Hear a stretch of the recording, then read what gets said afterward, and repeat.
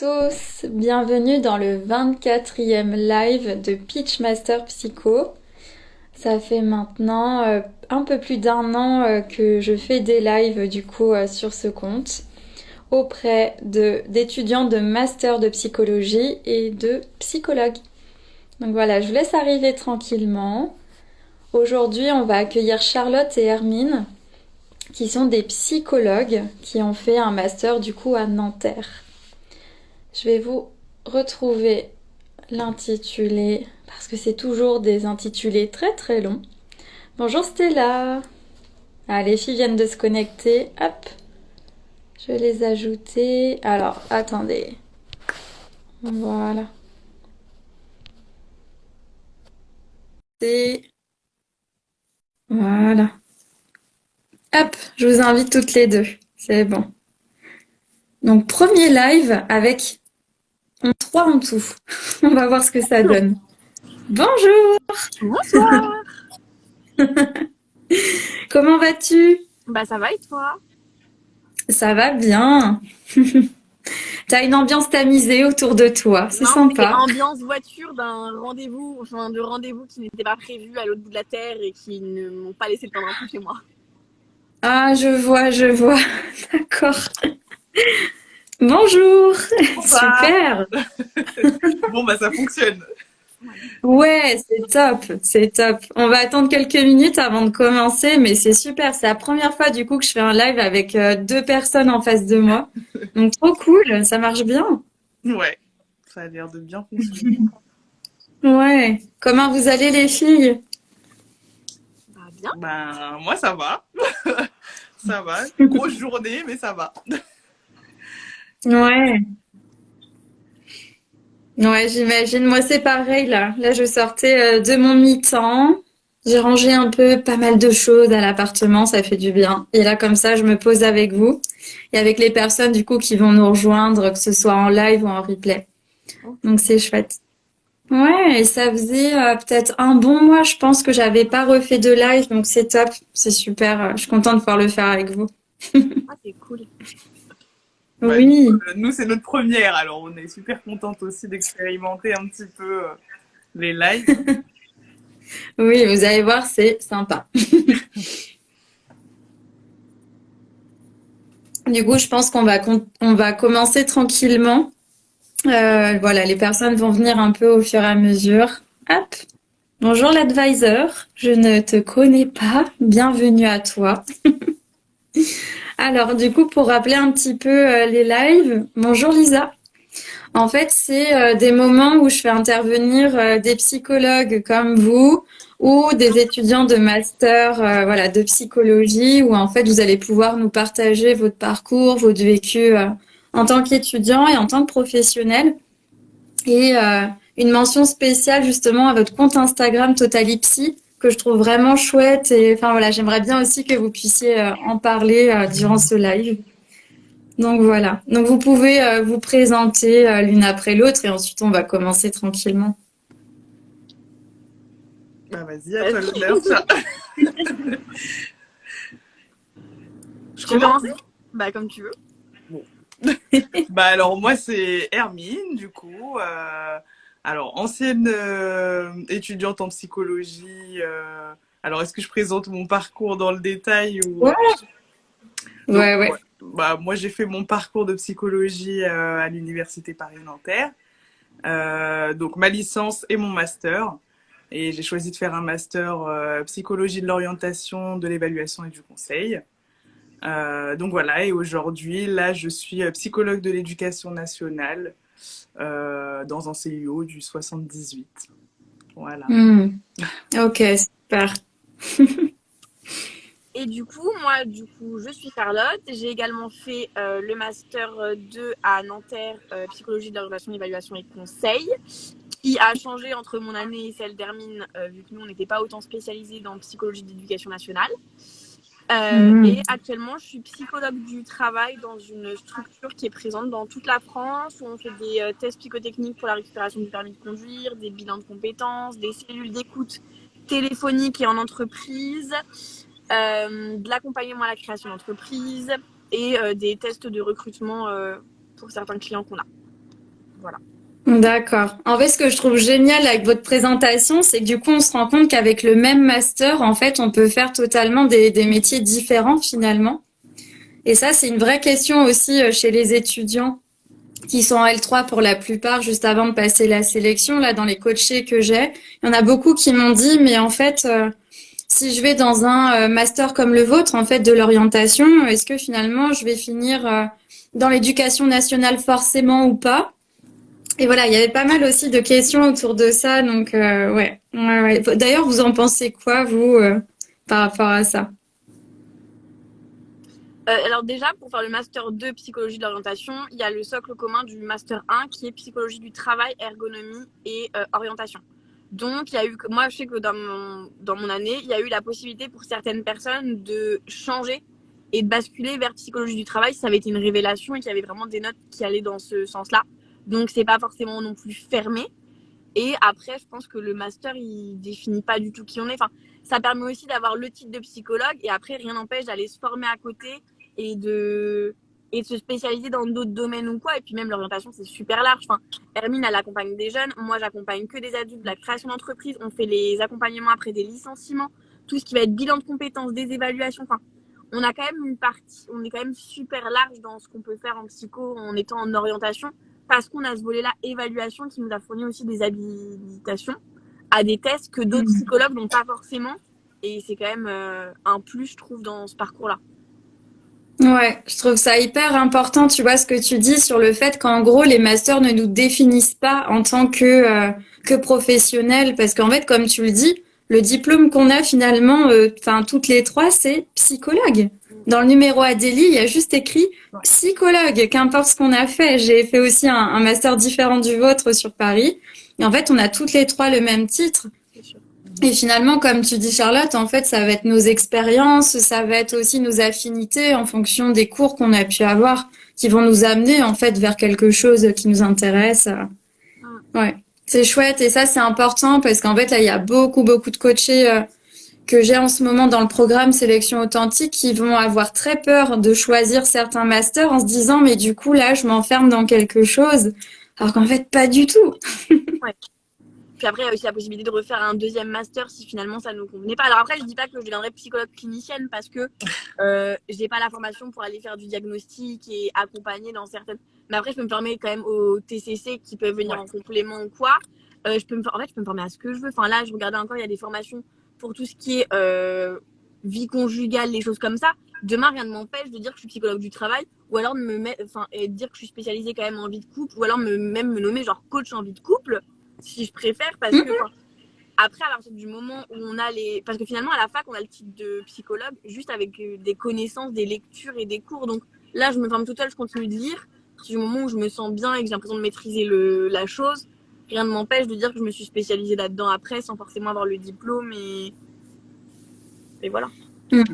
Complètement. T'en penses quoi, Hermine, de tout ça? Et pour parler justement plus spécifiquement du métier de psychologue de l'éducation nationale, finalement, on touche un peu à toutes les branches de la psychologie, j'ai envie de dire. Voilà, on discutait tout à l'heure avec Charlotte et voilà, par moments, effectivement, je peux me retrouver un petit peu démunie face à certaines problématiques qui sont plus de l'ordre de la psychologie clinique. Mais voilà, après, il en revient à moi de me former, justement. Et puis, l'éducation nationale propose aussi ces formations-là supplémentaires. Mais voilà, on touche à la psychologie du développement, on touche à la psychologie clinique, on touche effectivement à la psychologie de l'orientation, on touche aussi un peu à la psychologie du travail. Voilà, il y a plusieurs choses sur une pratique. Voilà, il y a plusieurs branches de la psychologie qui peuvent être abordées et manipulées, si je peux dire ça comme ça. Et puis peu importe, elle comme moi, on peut être à des problématiques de harcèlement, de dépression. Enfin, il y a plein de choses comme ça qui sont pas forcément normalement notre branche à nous si on se réfère vraiment à la répartition des choses. Et pourtant, c'est quand même des choses face auxquelles qu'on doit affronter, accompagner, et on fait avec notre bagage et on fait au mieux. Enfin, c'est vraiment, moi je trouve que vraiment les masters ils sont pas fermés du tout. Ouais, et je trouve ça hyper important que vous puissiez le dire pour aussi que ça soulage un peu là les étudiants qui en ce moment sont en train de choisir le ou les masters sur lesquels ils veulent aller enfin j'en suis la preuve aussi. En fait, moi j'ai fait clinique transculturelle. Alors oui, mon mi-temps effectivement est très transculturelle, mais en fait, je suis sur le lien mère-enfant. Je n'ai pas fait de master développement, mais après, j'ai une affinité avec ça par mes stages. Et en même temps, je suis coach en épanouissement universitaire au sein de Pitchmaster et je n'ai pas fait, par exemple, votre master à vous.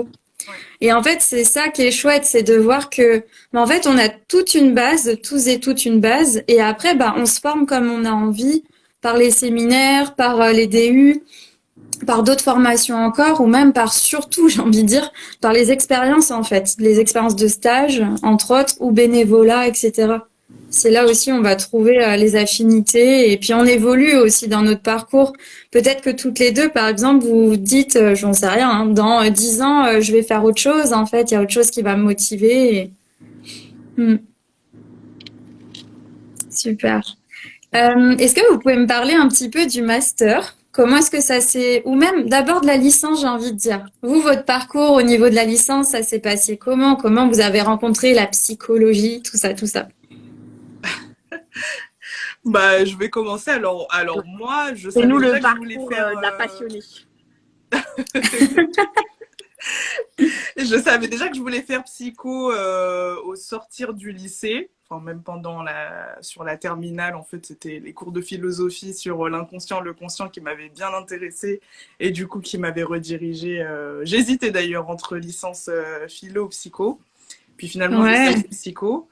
Donc sur la première année, comme c'était vachement des introductions, puis on a eu aussi l'introduction à la sociologie, on avait voilà, il y avait des cours assez généraux, si je peux dire, génériques, et donc bah, ça nous permettait de découvrir, voilà, dans l'ensemble ce que pouvaient être les sciences humaines en général. Donc ça, c'était plutôt intéressant. Après, je sais que voilà, c'est souvent sur la L1 qu'on perd beaucoup d'étudiants parce que ça correspond pas forcément à ce qu'on attend de la psychologie. Donc bon, la licence 1 pour moi, elle s'est quand même bien passée parce que voilà, j'étais quand même assez curieuse de découvrir toutes ces possibilités-là.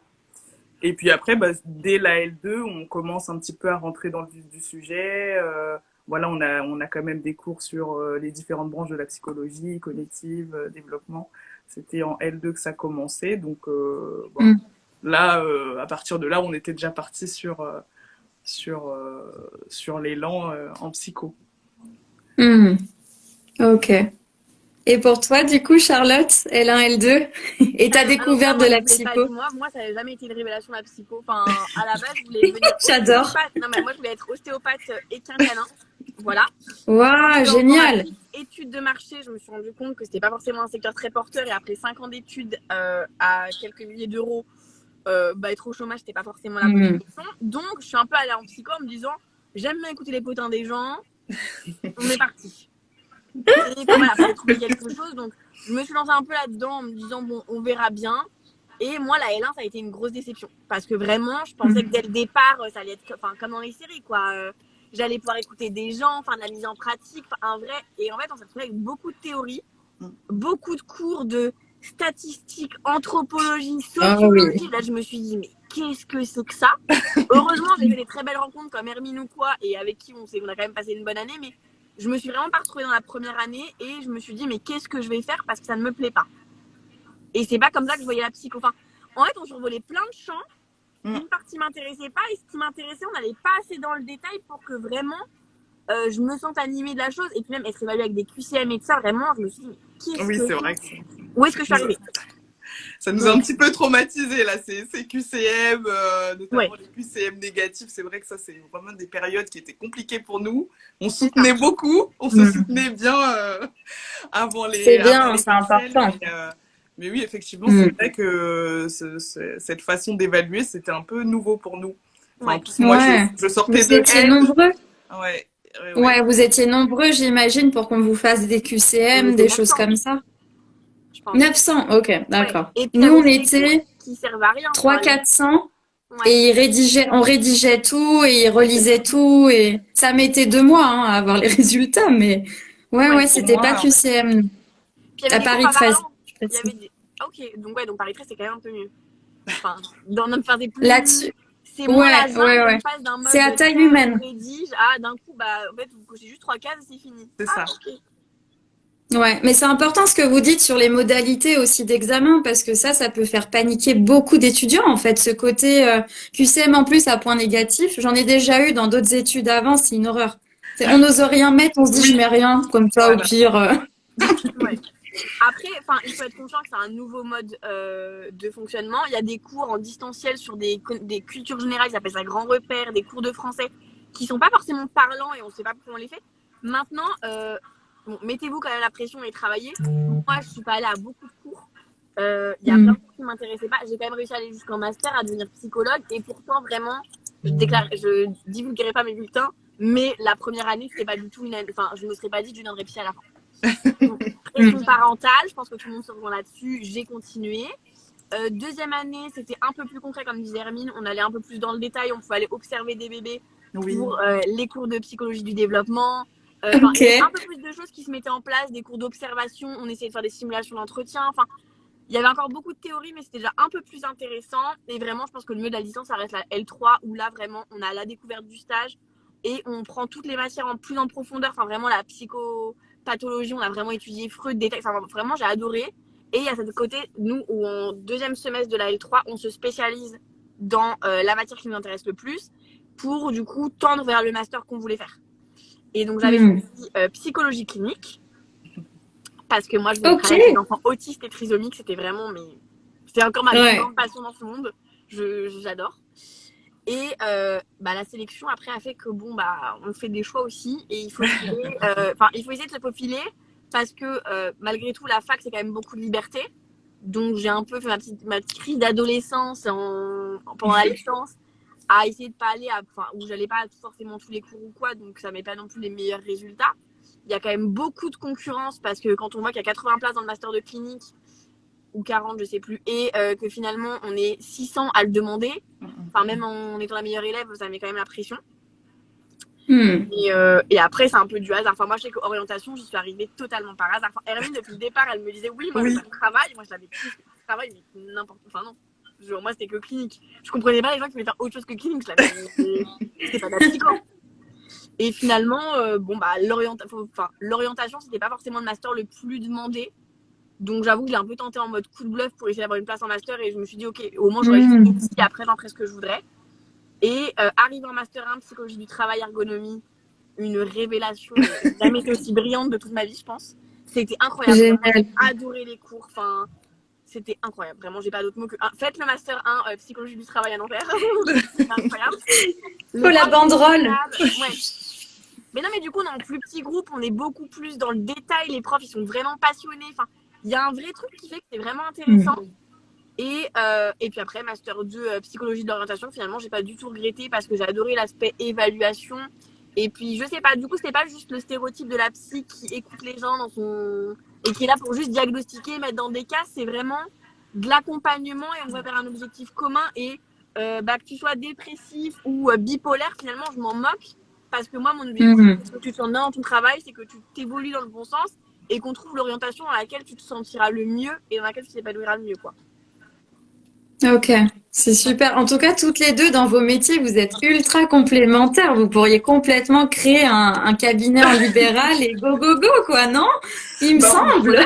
on y a un petit peu pensé, enfin, on y réfléchit au fur et Génial. à mesure parce que voilà, on disait que voilà, elle avait plutôt cet aspect, elle, accompagnement avec les personnes adultes, et puis moi, c'était les Hmm. personnes un peu plus jeunes. Parce que justement, sur le Master 2, psychologie de l'orientation et de l'évaluation, on avait cette possibilité-là de choisir voilà, une majeure pour un type de public.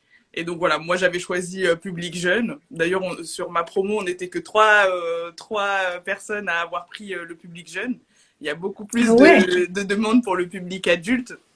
Hmm. Et Ce puis, qui était le cas pour Justine aussi, hein. Justine que vous d'accord. connaissez de chemin d'orientation de ce compte Insta. Elle aussi, elle a pris comme Charlotte finalement public plus vieux, je sais pas comment on dit, orientation. Hmm.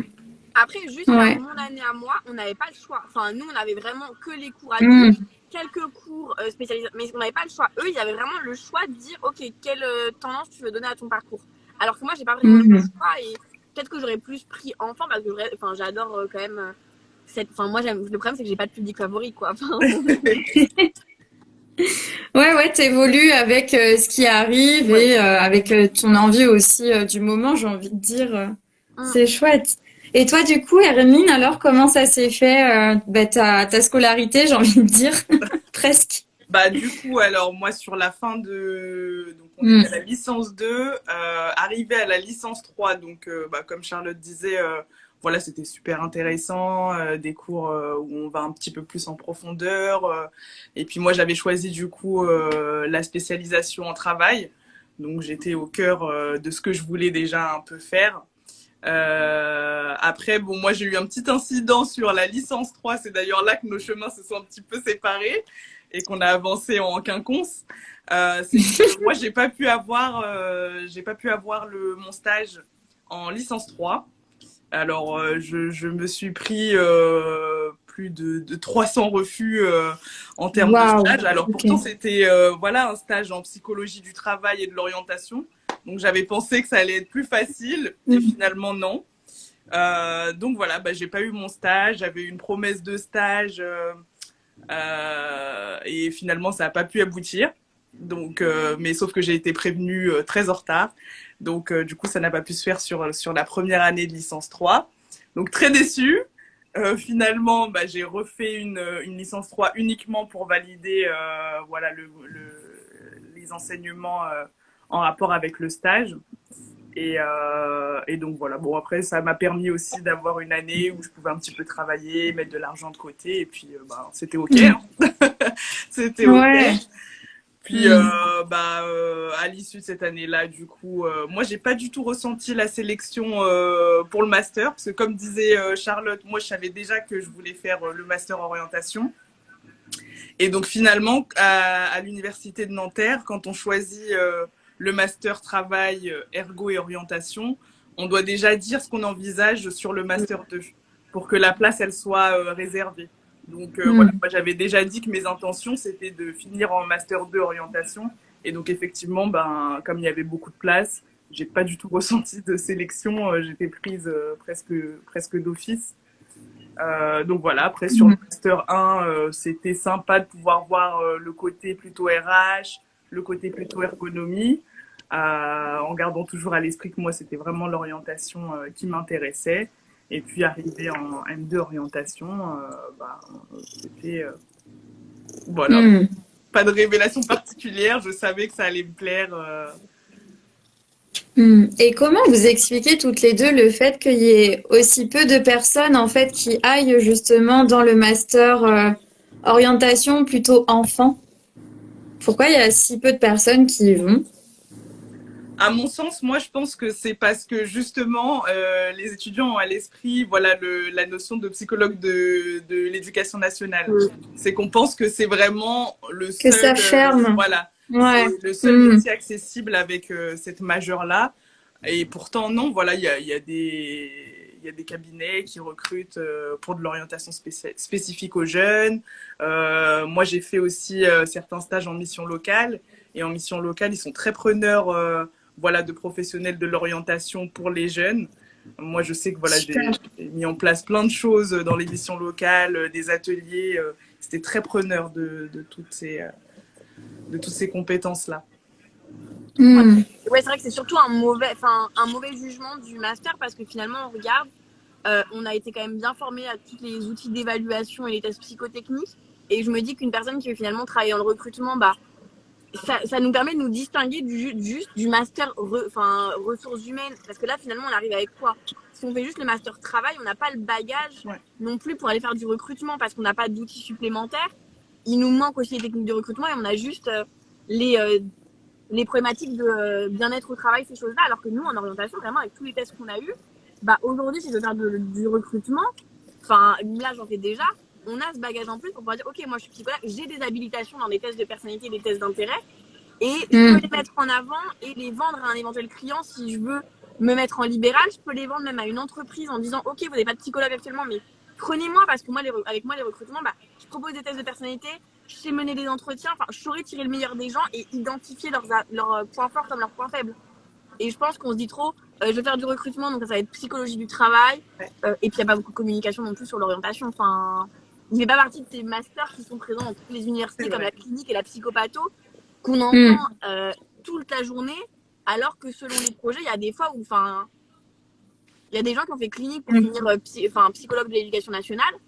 Pareil, l'orientation, ça aurait pu être, enfin, pour les gens qui veulent faire ça et qui n'ont pas forcément de place en clinique, psychologie de l'orientation, c'est aussi une bonne passerelle. Ouais.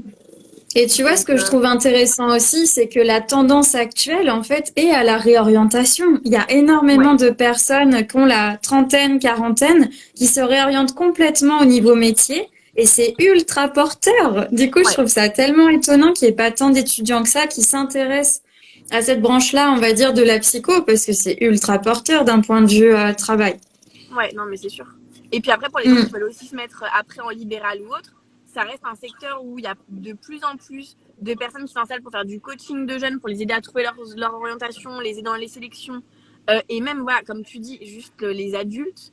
Enfin, déjà, il y a plein de cabinets qui sont déjà fondés, qui attendent, qui cherchent des petits indépendants pour répondre à des appels d'offres, pour des reclassements professionnels, pour faire des bilans de compétences. Enfin, il y a vraiment un fort besoin que vous pouvez exercer soit dans des entreprises qui sont déjà présentes, soit en tant qu'indépendant pour des groupes, ou même par vous-même si vous avez les contacts et tout. Mais enfin, il y a vraiment matière. Et je trouve qu'en orientation, on n'a pas été sensibilisé assez à ce step-là que on peut être en libéral, on peut totalement être indépendant. Et... Ouais, il y a encore là-dessus une méconnaissance. Le libéral, c'est que pour les psy cliniques, alors qu'en fait, pas du tout. C'est là où c'est chouette. Enfin, je trouve que votre intervention est vraiment pertinente parce que ça déconstruit encore une fois le métier de psychologue. Et alléluia, je continue de faire ça sur Pitch Master toujours et toujours. Donc c'est top. Alors maintenant, là, vous vous voyez en M1. Du coup, comment ça s'est passé pour vous deux?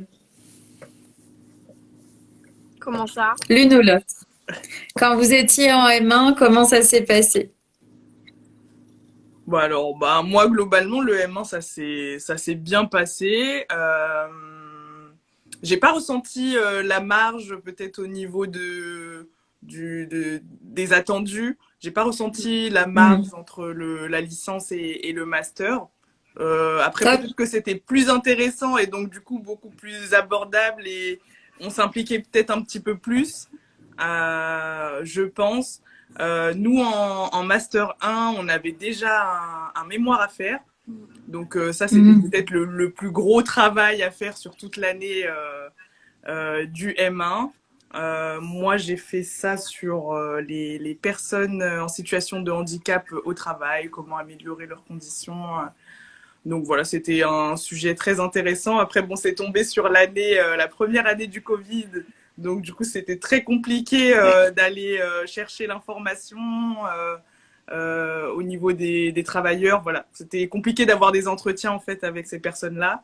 Donc on a un petit peu trimé, mais bon, on est parvenu. Après, il y avait des assouplissements au niveau de la notation aussi qui se sont faits. Mais sinon, globalement, c'était un Master 1 atypique parce que j'ai fini l'année du coup en distanciel. Mais ça s'est super bien passé. Et au niveau de la charge de cours, ça donnait quoi? Est-ce que tu as des exemples aussi de noms de cours qui t'ont intéressé ou peut-être un peu moins? Toi, en tout cas, à titre personnel. Alors, au niveau de la charge de cours, c'était... je pense on devait être à 20 heures. Non, il n'y avait pas beaucoup de cours. Parce qu'il y avait aussi, il y avait aussi 2 journées ou peut-être une journée et demie qui était allouée au stage.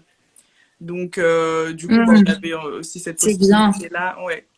Donc, c'était pas mal allégé. Alors, au niveau des cours, moi, j'ai toujours eu... ma bête noire, c'était les statistiques. Et donc, du coup, là, c'était les statistiques appliquées en informatique. Donc, c'était d'autant plus incompréhensible. Donc, très inconfortable d'aller dans ces cours-là. J'ai tenu tant bien que mal parce que je me disais que voilà, en M2 c'était terminé les statistiques, mais voilà, pour le cours qui m'a fait un petit peu trembler, c'était vraiment voilà les statistiques. Mais bon, après c'était surtout le long en licence 2 ça a commencé et puis après moi c'était parti jusqu'au M1. Après, les autres cours c'est vrai que j'ai plus le... Je sais pas si Charlotte... Pas forcément l'intitulé, mais ouais, s'il y a des cours qui t'ont marqué plus que d'autres, qui te reviennent en tête. Non, c'est vrai que j'ai pas de... Je me souviens plus exactement. Les mauvais élèves. C'est fou. Tu te souviens Toi non plus, Charlotte. Mais moi, j'ai pas... Enfin, s'il y en a qui se renseignent et qui ont des questions sur certains cours, si vous avez les intitulés, vous pouvez venir nous parler en privé, on aura des flashs. Mais là, comme ça, c'est vrai que l'intitulé, je ne le retrouverai pas exactement. Ouais. Je sais qu'on avait des cours sur les historiques de la psychologie du travail, de la psychologie de l'orientation et en ergonomie. Je sais qu'on avait ces cours-là un petit peu autour de l'histoire de ces disciplines. Ouais. C'était pour nous présenter un petit peu les disciplines. Après, les autres cours dans le détail. On a eu des cours de méthodologie de l'enquête pour nous sensibiliser à comment faire des enquêtes terrain, des entretiens, des questionnaires, des choses comme ça. Qu'est-ce qu'on a eu? Souvent, c'est par la tête des profs que ça revient. Moi, j'ai des profs qui m'ont marqué, effectivement, mais du coup, la prof ne constituait pas en elle-même une matière, donc ça va être... mais c'est vrai que c'était bien parce que c'est vraiment une année où on n'était plus des simples étudiants et le but, c'est de faire du tri dans la masse. Enfin, moi, j'ai une prof qui nous a dit, pour moi, vous êtes juste des pairs et je suis juste là pour vous transmettre mes connaissances. Mais là, c'est bon, on est passé au stade de on est futurs collègues, en fait. Et super, ça c'est top. Qui est pas du tout là. Enfin, ils sont là pour nous pousser et leur but, c'est pas non plus qu'il y ait un taux d'échec dans leur master qui soit non plus trop important. Donc, ils sont vraiment plus attentifs à nos besoins, à nous et dans la transmission. Et c'est pas juste PowerPoint et tout le monde écoute. Et... Non, il y a vraiment de l'échange. Et vous, comment vous auriez réagi dans telle ou telle situation? Enfin, franchement, non. Il y a un vrai accompagnement, quoi. Ouais, on avait une prof qui était ergonome, elle nous expliquait des péripéties quand elle avait fait des immersions à la douane. Enfin, des choses qui sont improbables. Et en fait, on se dit en tant que psychologue, je peux aller faire des études terrain incroyables. Enfin, elle nous racontait des expériences dans les usines, à essayer d'analyser les répétitions des mouvements, comment mettre en place des nouvelles choses. Enfin, des choses qui, en fait, on se dit, mais c'est un métier tellement riche, il y a tellement de choses à aller observer, tellement de secteurs d'activité à aller investiguer. Enfin, là, j'en ai et marre du de coup, l'orientation. ouais. En fait, là, avec votre master, vous pouvez avoir le titre de psychologue, mais vous pouvez aussi avoir le titre d'ergonome. Comment ça se passe là-dessus? Non, pas ergonome. Enfin, moi, là, je me sens pas. On a été sensibilisés. Maintenant, moi, j'ai pas l'impression que les cours qu'on a reçus en master 1 sont pas suffisants pour qu'aujourd'hui, j'intervienne sur les risques psychosociaux, sur la qualité de vie au travail. Enfin, je peux pas. Moi, je me sens pas d'intervenir sur tous ces sujets-là, ni mettre. Ni analyser un poste de travail. Enfin, c'est pas du tout des choses. J'aimerais me former là-dessus. Et j'essaye de plus en plus d'aller vers ces questionnements-là. Mais là, aujourd'hui, moi, je suis incapable de rédiger un document unique. Enfin, ça ne me parle même pas du tout. Enfin, je vois ce que c'est en termes de nom, mais le contenu, je sais pas. Je serais incapable de faire ça. Prévention des risques et tout ça, mais pas du tout.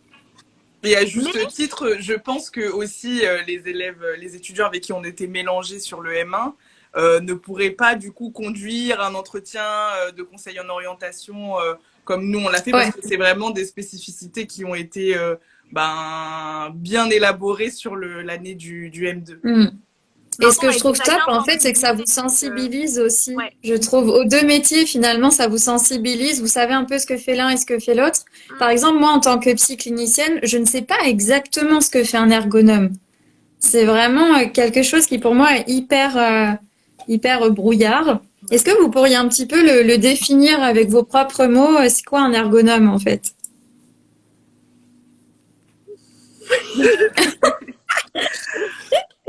Ok.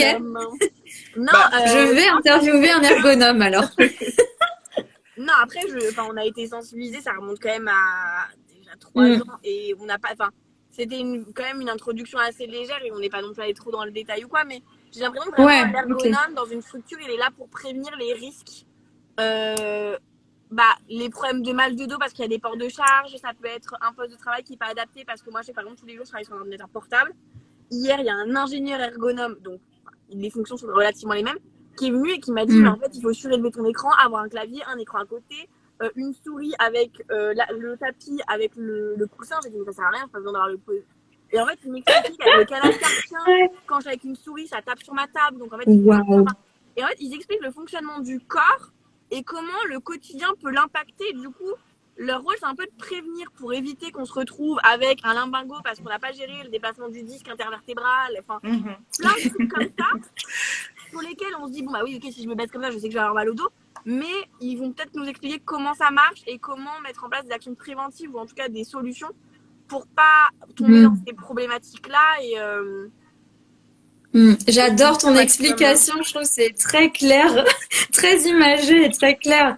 Et en fait, j'ai posé cette question-là parce que effectivement, on en parlait pas mal de l'ergonomie, comme vous avez quand même des cours d'introduction à ça. Et je sais qu'il y a des étudiants en fait qui sont intéressés par ce métier-là, qui ne savent pas forcément ce que c'est. Et il y a des masters en fait en France qui sont vraiment spécialisés en psycho-ergonomie, où après on peut vraiment passer le titre à part, en plus du titre de psychologue. C'est vraiment quelque chose encore à part qu'on fait en plus. Donc ouais, c'est top.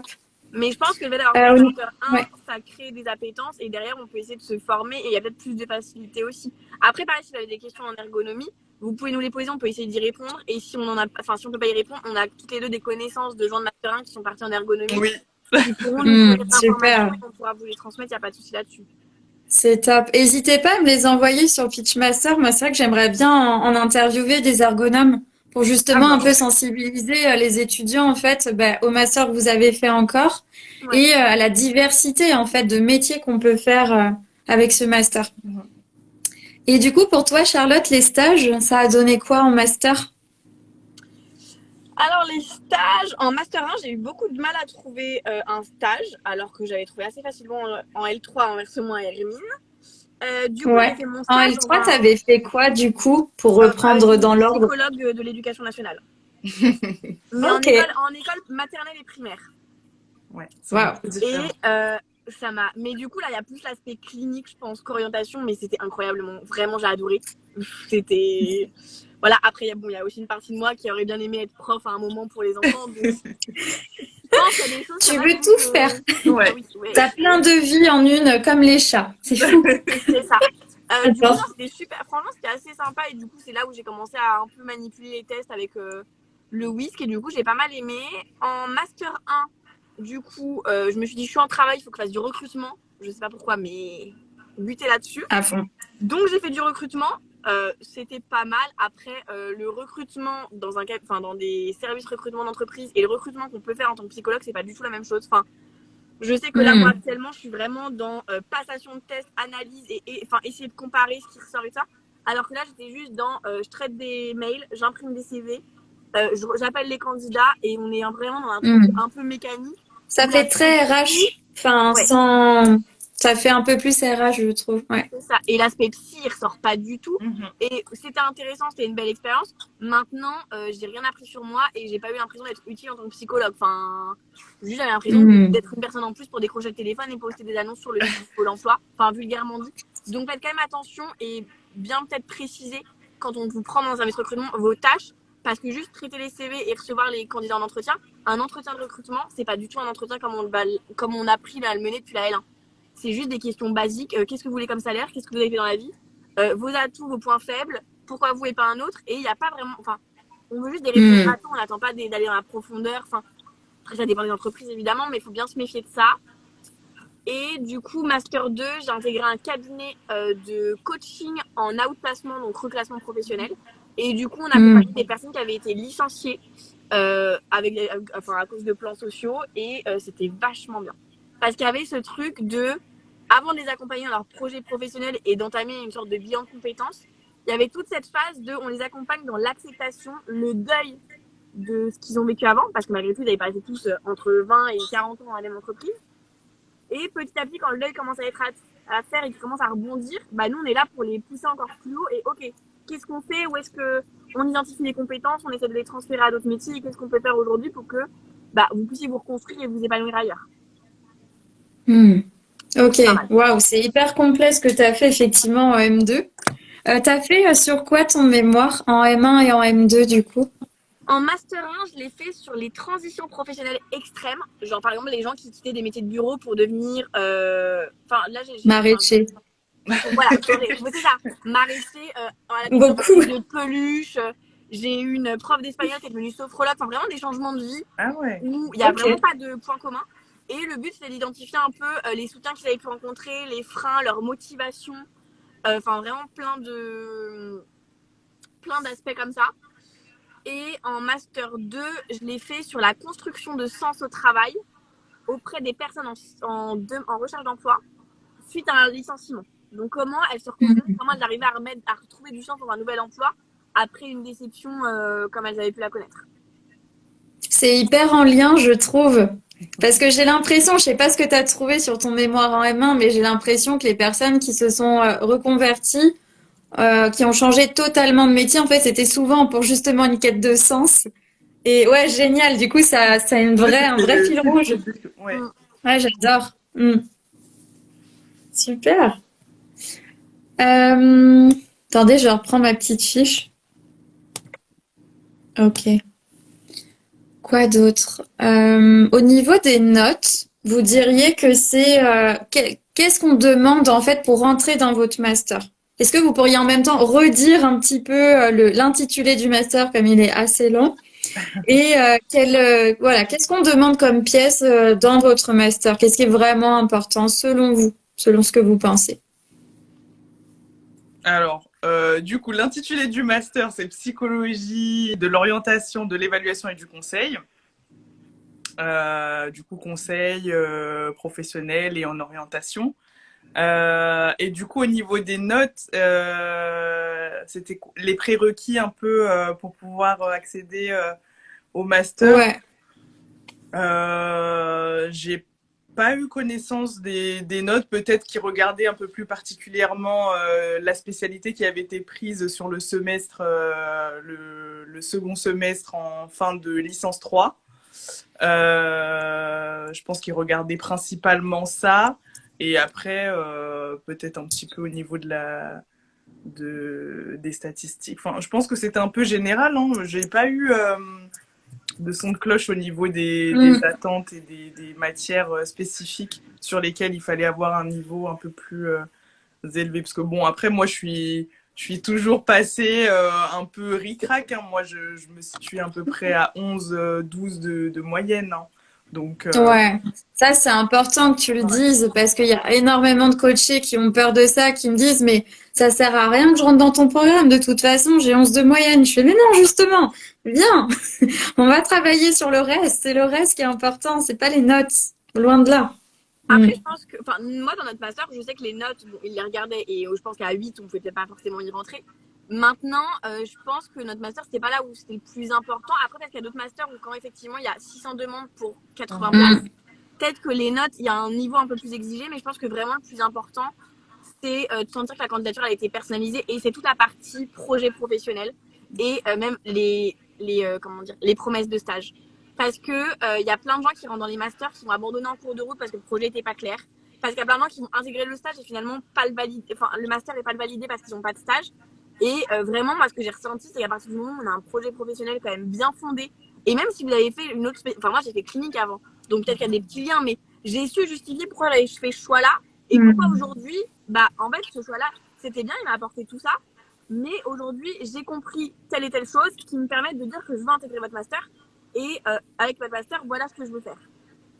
Ouais, et ça c'est super important ce que tu dis parce qu'il y a plein d'étudiants qui du coup se disent bon bah comme je suis allée en clinique, bah je vais continuer alors qu'en fait je sens que ça me plaît pas.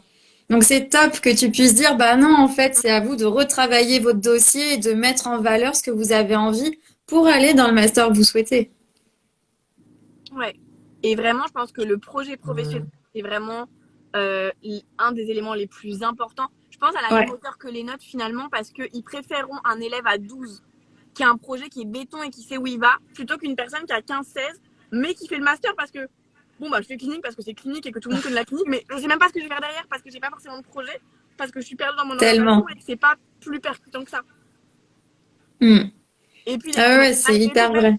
Les promesses de stage, pareil, ça renforce vos candidatures parce que le nombre d'étudiants qui doivent arrêter le master parce qu'ils n'ont pas de stage, c'est effarant et on se rend compte qu'il y a au moins 5 places, enfin, même jusque 2 places dans un master qui ont été prises pour rien. Enfin, moi, je sais qu'il y en a 2 qui n'avaient pas de stage, là, mais enfin, vous avez pris la place de quelqu'un, quoi. Enfin.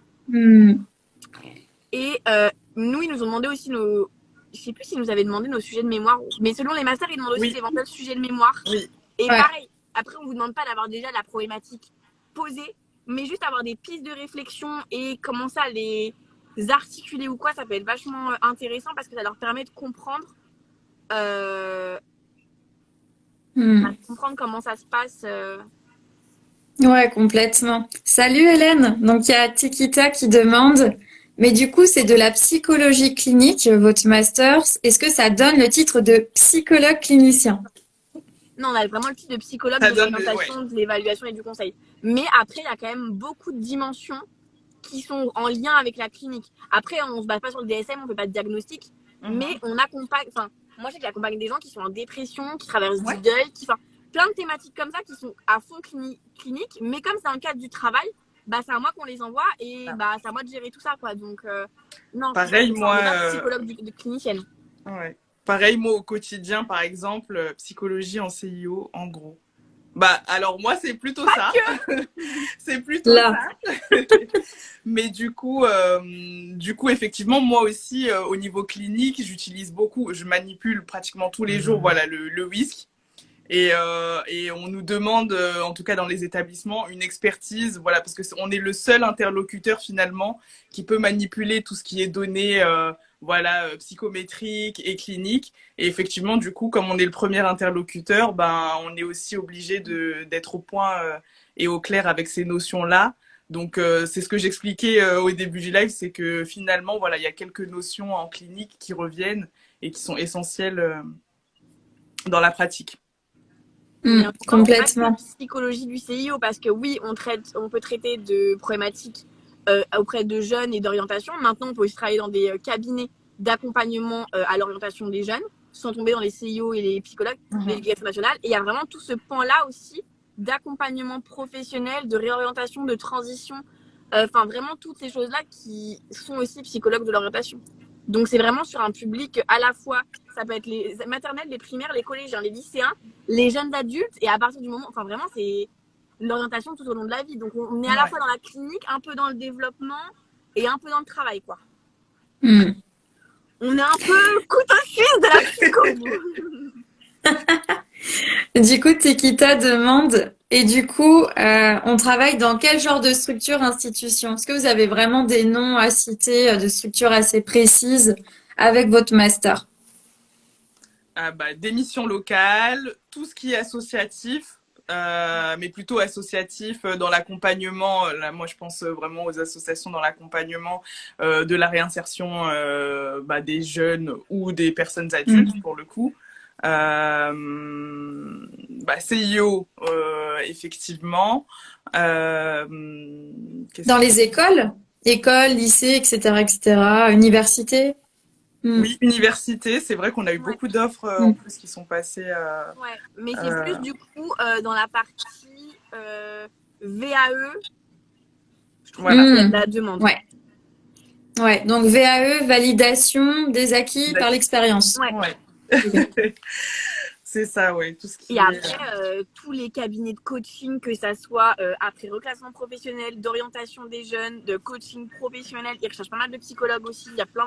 Il y a vraiment plein de structures qui regroupent des psychologues qui cherchent des indépendants pour aller mener des bilans de compétences, des choses comme ça. Après, il y a en entreprise, de plus en plus, ils recherchent quand même des psychologues du travail et de l'orientation.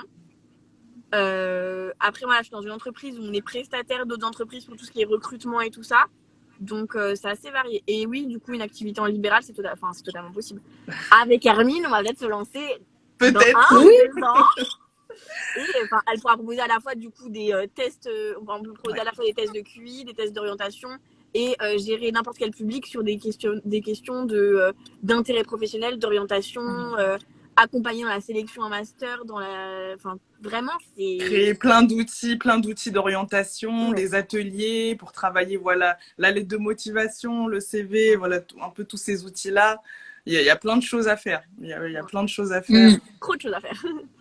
Ouais. Et en fait, Hélène, c'est vraiment ce que tu vas avoir en re-regardant le replay avec les filles. En fait, elles cassent justement un peu cette idée du psy qui fait que psychologue de l'éducation, mais en fait, c'est beaucoup plus large et tu vois, enfin, c'est vraiment ultra passionnant. Et en fait, moi, ce que je me rends compte en vous écoutant, c'est vraiment ce que je fais avec Pitchmaster. En fait, j'aurais carrément pu le faire en prenant votre master et en continuant derrière.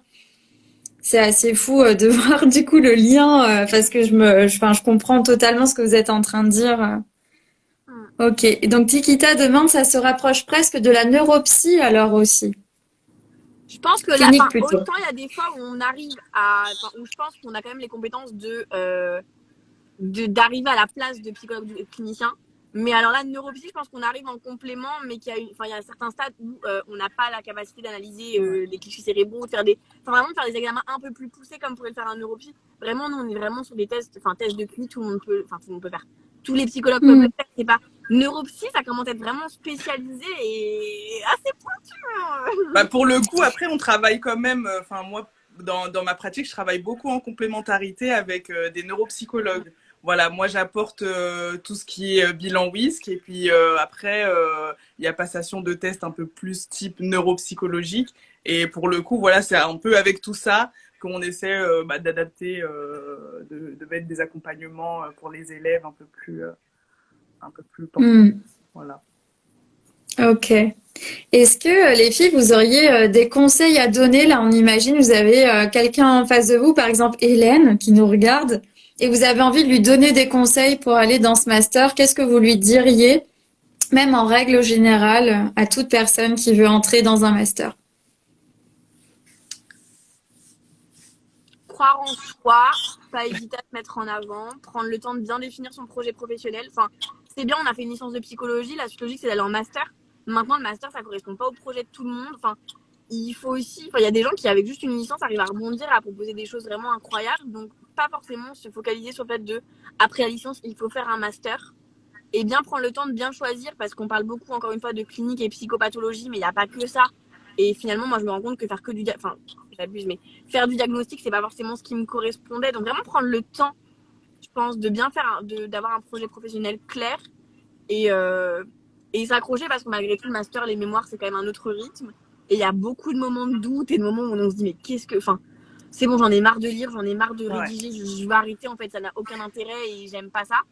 Et en fait, au moment où on le rend, on est en mode, mais c'était si peu de temps et c'est tellement une consécration de rendre toute cette recherche. C'était que du plaisir, donc vraiment aussi s'accrocher, je pense. Et ce qui peut être intéressant aussi, c'est de s'enrichir aussi un peu d'expériences bénévoles.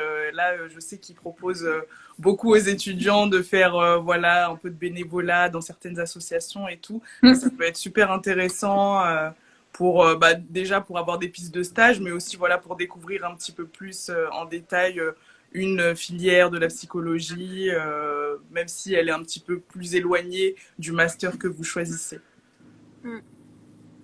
Ok, c'est super, c'est très complémentaire ce que vous amenez. Est-ce que vous avez envie de parler de Totalipsy, de ce compte Insta que vous avez? Voilà, qu'est-ce que vous avez envie d'en dire ici dans cet espace? Moi, je trouve ça génial. D'un point de vue visuel, déjà, c'est trop beau.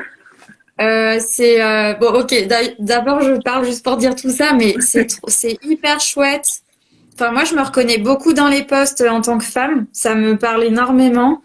Et c'est très complémentaire. Il y a plein de choses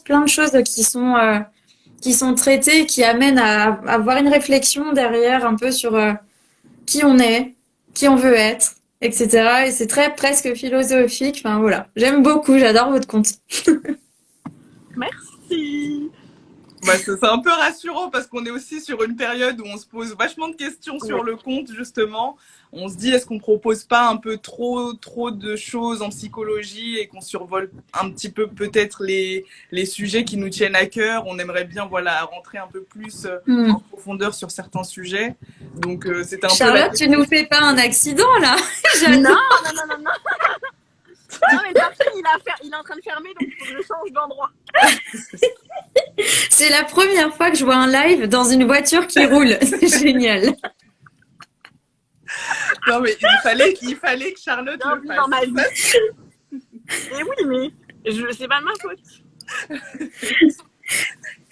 Là, ça fait très Totalist Spies. Là, on y est, là.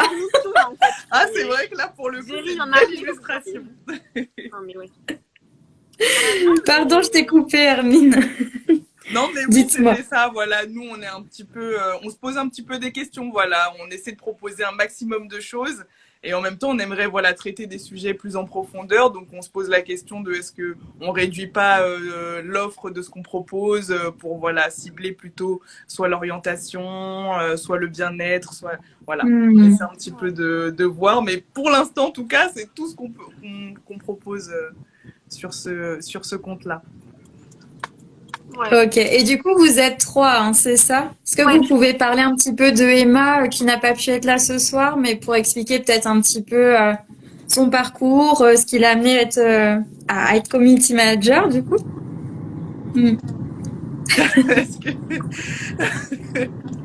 Te prends pas un accident, s'il te plaît.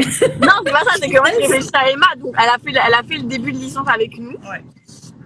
Finalement, ça lui a pas trop plu. Elle a choisi de s'orienter vers une école de commerce. Mais alors après, le choix de parcours, j'avoue que école de commerce vers community manager, je sais pas trop. Après, enfin, Emma, elle a le profil qu'elle a genre toujours aimé faire. Enfin, à un moment, elle a eu une période où elle était un peu sur YouTube. Là, en même temps, elle a aussi un compte Instagram où elle partage de la nourriture et de la cuisine. Donc, elle a toujours eu cette fibre un peu réseaux sociaux, mais elle a pas trop vouloir non plus être sur le devant de la scène. Donc, je pense que c'est juste compromis pour elle. Parce que du coup, c'est la gestion des réseaux sans non plus être en première ligne. Quoi. Ouais. C'est la petite fée, en fait. C'est celle qui permet que tout soit... Ok, c'est top. Et puis en même temps, elle a des petites bases de psychologie qui lui permettent aussi de comprendre comment les personnes peuvent être touchées par un contenu. Voilà. Bon, après, on avait touché le sujet du bout des doigts, je me rappelle, en L1, sur comment un petit peu influencer le comportement. Mais bon, après, je sais pas si elle s'en sert réellement. Ok, mais en tout cas, je trouve ça chouette de voir aussi le parcours d'Emma qui, en fait, a commencé une licence de psycho et derrière, en fait, a continué d'avancer sur son propre chemin et finalement, elle est avec vous sur ce compte Instagram. Enfin, je trouve ça chouette. En fait, j'aime beaucoup aussi votre dynamique à 3 que vous pouvez avoir et je trouve que c'est une vraie force, en fait, justement, tout ça.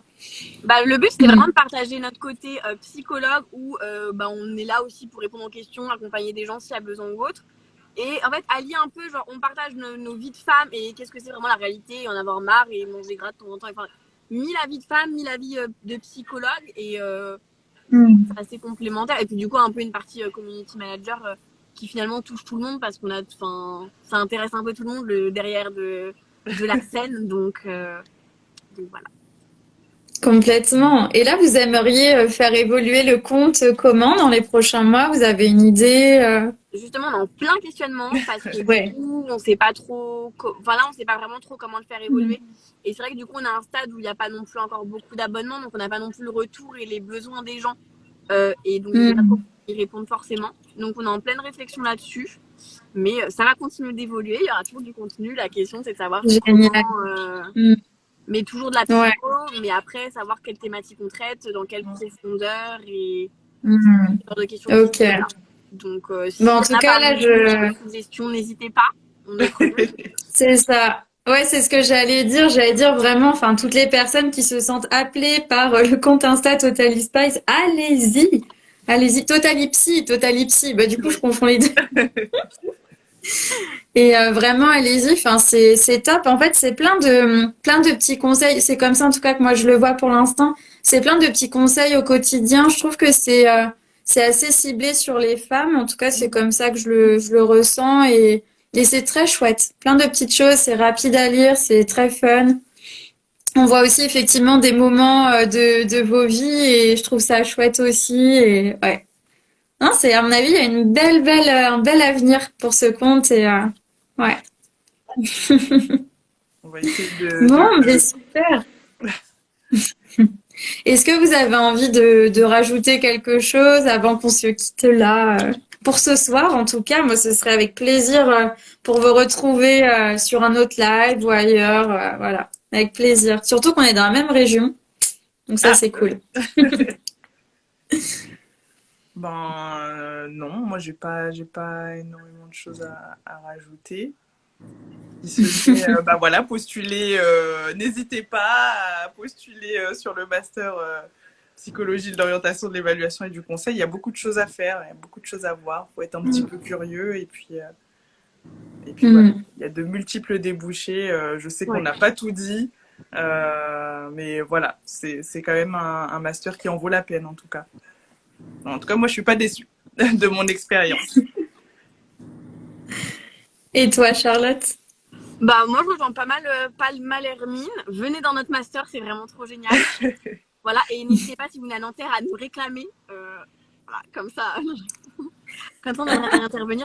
Non mais vraiment, croyez en vous. Et si vous avez vraiment n'importe quelle question, n'hésitez pas. Enfin, on peut vraiment, en tant qu'ancienne élève du master, on peut répondre à pas mal de questions. En tant que psychologue de l'orientation, on peut aussi, si vous posez des questions ou quoi, vous accompagner, ne serait-ce que vous donner, je sais pas moi, des sources d'informations ou n'importe quoi. Donc n'hésitez vraiment pas, parce qu'il y a aussi ce volet où il faudrait qu'on essaye un jour de se professionnaliser peut-être aussi dans notre, proposer un peu comme ça, tu vois, un petit accompagnement ou des choses un peu plus concrètes. Donc n'hésitez vraiment pas à nous solliciter. Enfin, nous on répondra avec plaisir, on adore parler, donc.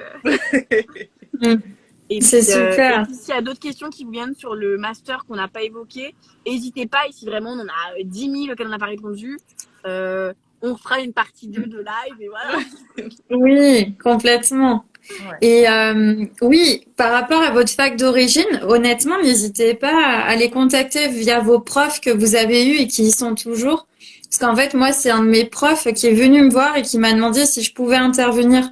Comme j'étais tutrice avant à la fac et du coup, j'interviens voilà, gratuitement comme ça pendant 1 heure et je raconte un peu ma vie en tant qu'étudiante et maintenant en tant que psy et ça fait beaucoup de bien aux étudiants. Ouais. C'est souvent auprès des licences qu'on intervient et souvent les facs adorent. Hein. Enfin, n'hésitez pas à carrément aller les voir et à leur dire ouais, Après, ce serait riche pour les étudiants.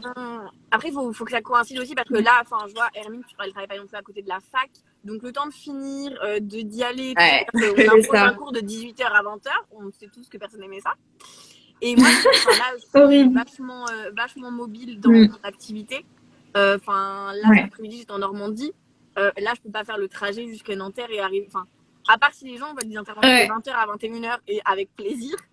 Mais il vaut peut-être mieux. Ou dans ta voiture. Pareil. En vidéo. C'est pour ça que le live, c'est pas mal parce que du coup, ça permet de répondre à mes contraintes de mobilité, répondre à des questions. Et là, le temps d'aller à Nanterre, c'est juste pas fait. Enfin, personne ne voudra. Et je vous comprends, mais moi, j'aurais pas envie de venir à 21h. Mais. Ouais. Mais en tout cas, ouais, sachez que c'est possible. Hein, les facs, en général, adorent et ouais. Bon, bah, c'est top. Bon, bah, écoutez, bah, du coup, je vous souhaite une bonne soirée. On se tient au courant pour la suite et je suis ravie du coup de pouvoir vous suivre sur votre compte. Et allez-y, tous ceux qui regardent ce replay, ce live, allez sur leur compte, c'est vraiment trop bien. Totally Psy. Merci. Merci de nous avoir accueillis en tout cas sur je vous en prie. Je vous en prie. Bonne soirée à vous les filles. À très bientôt. Bonne soirée.